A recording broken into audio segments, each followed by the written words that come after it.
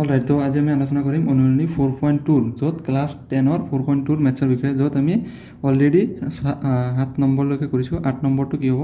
8 number কি দি আছে? √3x² plus 10x plus 7√3। ইয়াক আমি কেনেদৰে উৎপাদক বিশ্লেষণ কৰিব পাৰোঁ? যিহেতু নজনা সেইটো আমি ভালকৈ শিকাই দিম অতি সহজ পদ্ধতিত। এই একেটা পদ্ধতি বাৰে বাৰে ইউজ কৰি আছোঁ, বাৰে বাৰে ইউজ কৰিব পাৰে, কোনো অসুবিধা নাই। তাৰপিছত আমি কৰিম 9 নম্বৰ আৰু 10 নম্বৰ।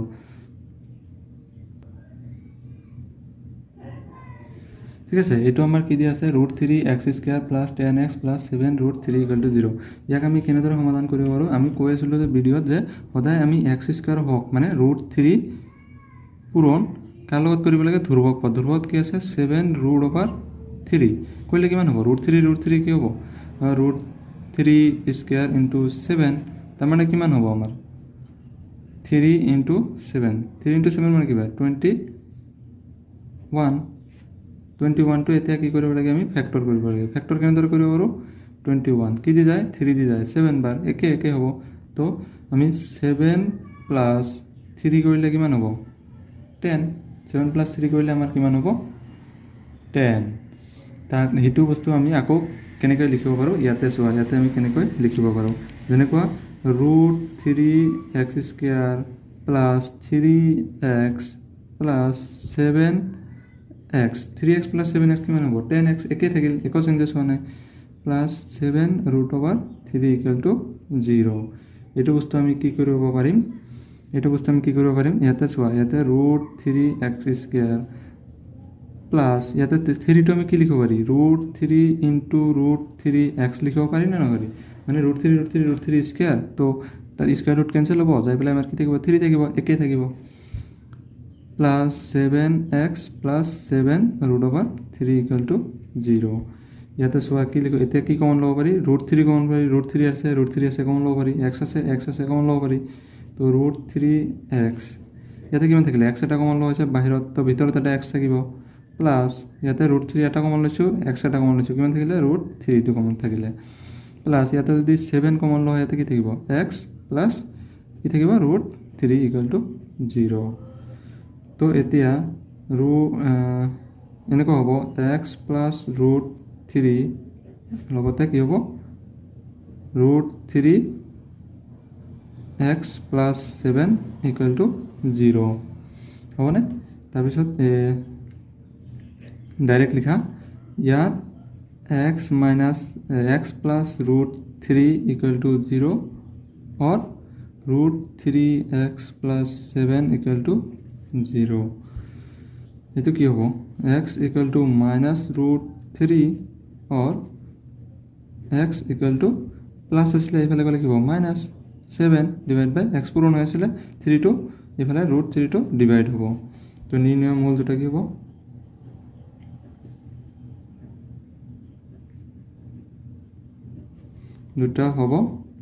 নিৰ্ণয় মূল দুটা হ'ব -√3 আৰু 7/√3। আচ্ছা, 9 নম্বৰটো কিমান আছিলে? x² plus 2√2x plus 2। এইটো আমি ছেম, x² হওক কিমান আছে? 1, ধ্ৰুৱক পদ কিমান আছে? 2, 1 × 2 কিমান হয়? 2। 2টো আমি কেনেদৰে লিখিব পাৰোঁ? √2 × √2, তাৰমানে √2 স্কুৱেৰ ৰুট কেঞ্চেল হ'ব, কেঞ্চেল হৈ পেলাই আমাৰ অট'মেটিকলি কি থাকিব? 2 থাকিব। এইটো আমি কেনেকৈ লিখিব পাৰোঁ? x² plus √2x plus √2x। ইয়াতে চোৱা, এটা √2x, এটা √2x। তেতিয়াহ'লে কি হ'ব? আমাৰ দুটা √2x হ'বনে নহ'ব? মানে এটা √2x আৰু এটা √2x এইফালে যাই পেলাই আমাৰ কিটো হ'ল? দুটা √2x হ'ল। তাৰপিছত প্লাছ 2 = 0। যদি এতিয়া চোৱা, যদি কয় x2 কিয় দুটা হ'ল? x2 দুটা হ'ল কাৰণ ইয়াতে 2√2x আছে, দুটা x আছে, দুটা √2 আছে। তাৰ কাৰণে কি হ'ব? এটা √2 আৰু এটা √2 আৰু এটা x, দুটা x। তাৰপিছত নেক্সট আমাৰ কি হ'ব? x ইয়াতে চোৱা, ইয়াতে কি আছে? x² দুটা আছে, তো এটা কমন ল'ব পাৰোঁ। এটা কমন ল'লে আমাৰ কি থাকিব? এটা কমন ল'লে ইয়াতে কি থাকিব? এটা x থাকিব। প্লাছ ইয়াতে কি থাকিব? √2, কাৰণ x2 বাহিৰত আহিল, ভিতৰত কি থাকিব? ব্ৰেকেটৰ ভিতৰত √2। প্লাছ ইয়াতে চোৱা, ইয়াতে কি কমন ল'ব পাৰোঁ? ভালকৈ চোৱা, ইয়াতে যদি আমি √2 টু কমন লওঁ ইয়াতে কি থাকিব এক্স প্লাছ ইয়াতে কি থাকিব টু মানে কি two root two into root two এটা কমন লৈছোঁ আৰু ভিতৰত কি থাকিব এটা ৰুট টু ইকুৱেল টু 0 ইয়াত এক্স প্লাছ ৰুট টু আৰু কি হ'ব x plus root two equal to 0 এইটো হ'ব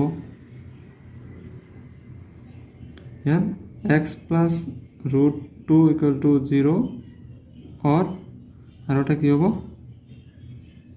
x plus root two equal to 0 তাৰমানে x equal to minus root two or x equal to minus root two নিৰ্ণয় মূল দুটা